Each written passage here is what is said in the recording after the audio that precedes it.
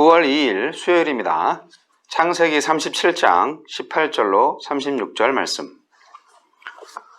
요셉이 그들에게 가까이 오기 전에 그들이 요셉을 멀리서 보고 죽이기를 꾀하여 서로 이르되 꿈꾸는 자가 오는도다. 자, 그를 죽여 한 구덩이에 던지고 우리가 말하기를 악한 짐승이 그를 잡아먹었다 하자.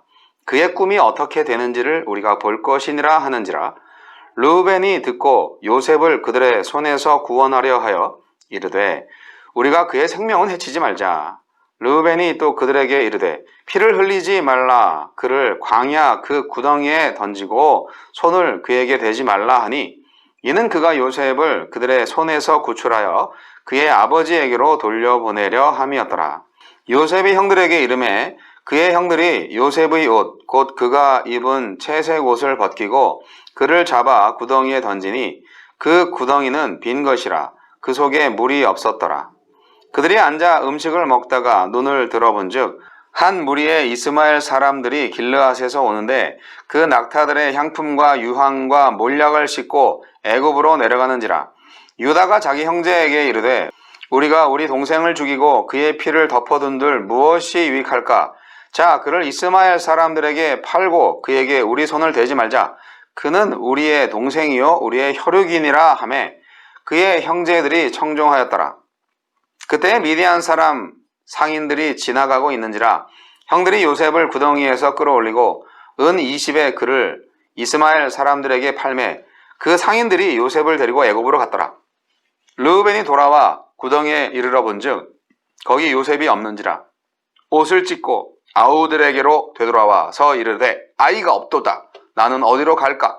그들이 요셉의 옷을 가져다가 숫염소를 죽여 그 옷을 피해 적시고 그의 채색 옷을 보내어 그의 아버지에게로 가지고 가서 이르기를 우리가 이것을 발견하였으니 아버지 아들의 옷인가 보소서 하매 아버지가 그것을 알아보고 이르되 내 아들의 옷이라. 악한 짐승이 그를 잡아먹었도다. 요셉이 분명히 찢겼도다 하고 자기 옷을 찢고 굵은 배로 허리를 묶고 오래도록 그의 아들을 위하여 애통하니 그의 모든 자녀가 위로하되 그가 그 위로를 받지 아니하여 이르되 내가 슬퍼하며 스올로 내려가 아들에게로 가리라 하고 그의 아버지가 그를 위하여 울었더라. 그 미디안 사람들은 그를 애굽에서 바로의 신하 친위대장 보디발에게 팔았더라. 아멘. 요셉을 팔다. 요셉은 형들이 잘 있는지 확인하러 먼 길을 걸어 도단에 이르지만 형들은 그를 구덩이에 던진 후 지나가던 미디안 상인에게 팔아버립니다. 해설을 읽어드리겠습니다. 우리에게 주시는 교훈은 무엇입니까? 18절로 20절. 요셉의 형들은 샬롬을 묻기 위해 오는 요셉을 살인하기로 모의합니다.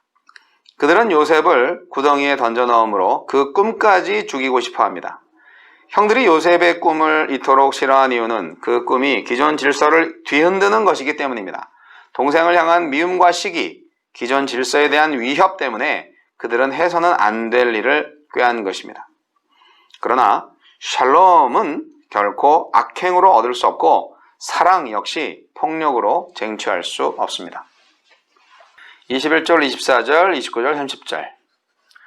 장자 르우벤은 요셉을 구하는데 실패합니다. 그는 요셉을 다시 아버지께 돌려보내는 것이 자신의 책임이라고 생각하지만 적극적으로 형제들의 모의를 꾸짖지 않고 또 요셉을 보호하는 일에 소극적으로 행동합니다.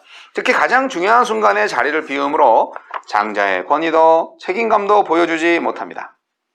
옳고 그름을 분별하면서도 선뜻 나서기를 머뭇거리는 이유는 무엇입니까?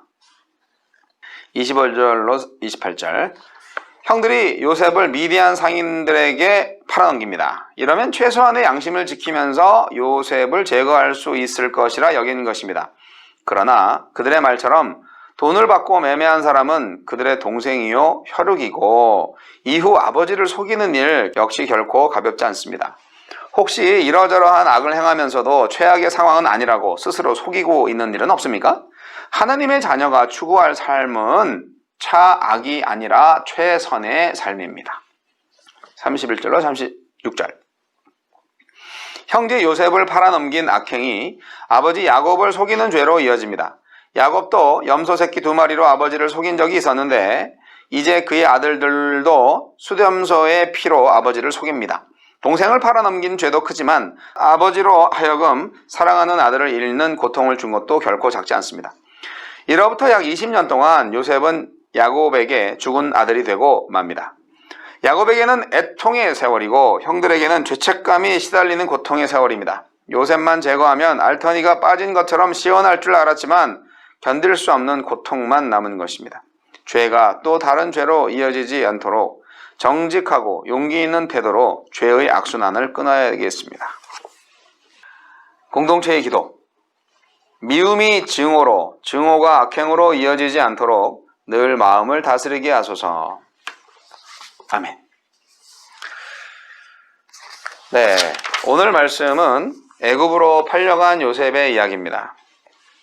형들의 평안 여부를 알아보기 위해서 아버지의 명을 받아서 갖은 고생 끝에 세겜을 지나 도단까지 온 요셉을 형들은 어떻게 하면 쟤를 죽일 수 있을까? 모의를 꾸미고 결국 애굽으로 팔아넘기는 일을 자행하고, 그리고 또 야곱 아버지한테는 동물한테 찢겨서 죽었다, 그렇게 거짓말까지 하는 엄청난 죄를 저지르는 오늘의 이야기.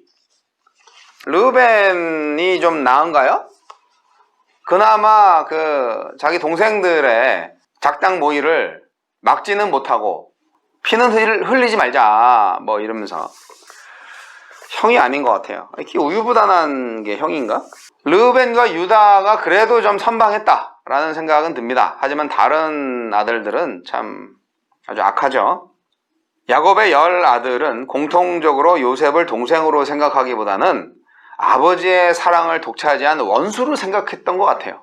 가지 많은 나무에 바람 잘 날 없다는 우리나라 속담도 있는데, 글쎄요, 그래도 가족만한 사람이 없거든요.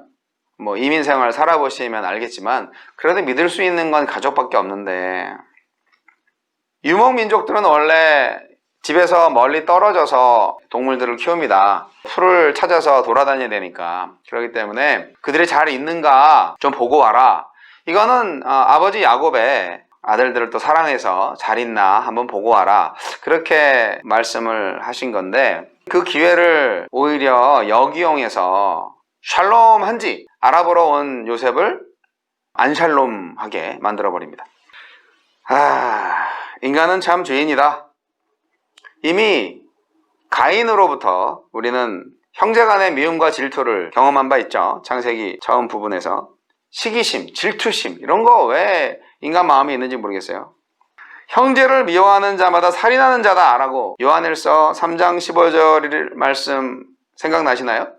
정말 진리의 말씀입니다. 형제를 미워하시면 안 돼요. 요한일서 4장 20절에는 이런 말씀도 있습니다. 누구든지 하나님을 사랑하노라 하고 그 형제를 미워하면 이는 거짓말하는 자다. 그렇습니다. 요셉은 어쨌든 이렇게 팔려갔습니다. 애굽으로. 요셉은 참 착해요. 순종적이에요. 요셉이 사실은 예수 그리스도의 표상입니다. 예수 그리스도의 순종의 모범을 보여주고 있어요. 자, 이제 요셉을 데리고 오지 않은 아들들, 아버지 야곱한테 뭐라고 합니까? 요셉이 짐승한테 잡아먹혔다, 그렇게 야곱을 속이죠. 일전에 야곱이 아버지 이삭을 속이고 그 에서의 장자권을 도둑질한 사건 기억나잖아요. 똑같이 야곱이 자기 아들들한테 속고 있어요, 지금. 이런 점에서 야곱의 집안에 찾아온 모든 비극은 바로 야곱 자신이 뿌려놓은 죄악의 결과가 아닐까 생각이 들고요. 그리고 이 죄는요, 물론 하나님께 우리가 회개하고 용서를 구하면 용서는 받아요. 그러나 그 죄를 지은 대가는 치르게 되어 있다라는 진리 기억하셔야 됩니다. 반드시 그 범죄에 대한 책임은 져야 된다는 건데요. 심판이 아니라 책망이긴 하지만 그 대가는 사실 무시무시하죠. 정의의 하나님이신데 당연하지 않습니까? 결국 야곱은 지금 일생을 사는 동안 자신이 저지른 간교한 술수의 대가를 지불하고 있는 것입니다. 야곱은 앞으로 20년 동안 요셉을 잃은 슬픔으로, 아니 오죽하면 나 수올로 내려갈 거야, 내 아들 보러 지옥까지 갈 거야, 그렇게 말을 하고 있는데 자식 잃은 슬픔 대단하죠. 그 아버지의 모습을 보니 다른 자식들이 아무리 위로를 한다 해도 아버지 야곱의 슬픔을 달랠 수는 없었다고 성경은 기록하고 있는데 후회했겠죠 아마? 아이고 우리 아버지가 저렇게 힘들어 하시다니 우리 잘못한 것 같아. 엎질러진 물이죠. 르벤이나 야곱이나 하여간 옷을 찢으면서 이렇게 열심히 비통해하는 모습은 어떻게 보면은 그야말로 철저한 자신의 아픔, 비통함, 그것을 표현하는 실질적인 표현인데요. 어떻게 보면 이렇게 옷을 찢는다는 것은 삶의 전환점을 맞이했다라고도 볼 수 있습니다. 이제까지의 삶을 파국으로 규정하는 거죠. 잘못 살았다. 더 이상 과거에 연연할 필요도 없고 관심도 없다. 르벤은 이미 죄인이었어요. 르벤은 창세기 35장 22절에 보시면 서모, 빌하와 간음을 저질렀잖아요. 그래서 장자권을 잃어버렸어요. 이것은 어떻게 보면은 르벤의 리더십이 이제 땅에 떨어진 것인데요. 요셉 사건으로 인하여서 르벤이 자기 옷을 찢었다. 이것은 아버지에 대한 책임의식 그리고 형제에 대한 사랑을 가지고 있었다는 것을 알게 해줍니다. 그리고 야곱이 자신의 옷을 찢은 것은 사랑하는 자식을 잃은 데 대한 슬픔이 극에 달했기 때문이다 라고 이해할 수 있습니다. 일생 동안 정말 숱한 역경의 시간을 보냈던 야곱, 그가 눈물을 흘렸습니다. 펑펑펑펑펑. 모든 사람이 당면하는 인생의 모든 문제들, 약한 자와 강한 자 구별 없이 자식 사랑은 어쩔 수가 없어요. 선인이나 악인이나 자식 사랑하는 마음은 인지상정인 것입니다. 여러분, 하나님은 어떠신가요? 하나님은 사랑하는 독생자 예수를 세상에 보내셔서 죽이셨잖아요.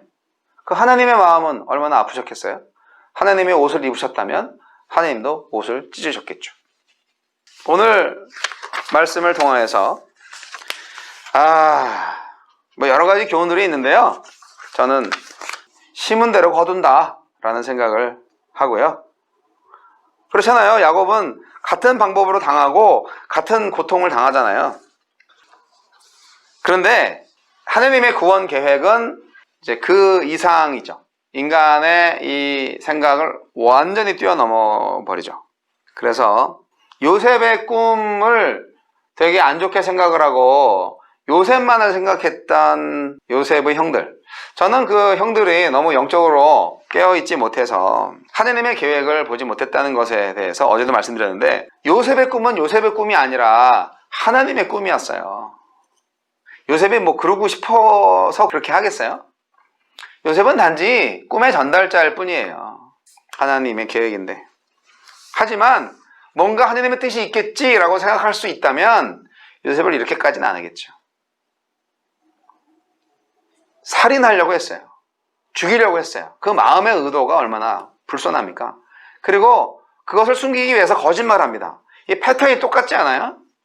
이 야곱의 아들들 결국 도찐 개찐 구덩이에 넣었다가 다시 살려서 데려가려고 했었던 르우벤, 그리고 유다는 우리의 동생이요 혈육이다 그러면서 죽이지 말고 저 이스마엘 사람들한테 팔자 그렇게 제안을 했고, 그래도 모든 그 아들들 아버지 속이고 이렇게 팔아버린 이 죄악은 결코 그냥 간과될 수는 없죠.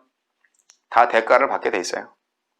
형제들은 요셉의 채색 옷에 수점소의 피를 발라서 그를 죽은 것으로 위장을 합니다.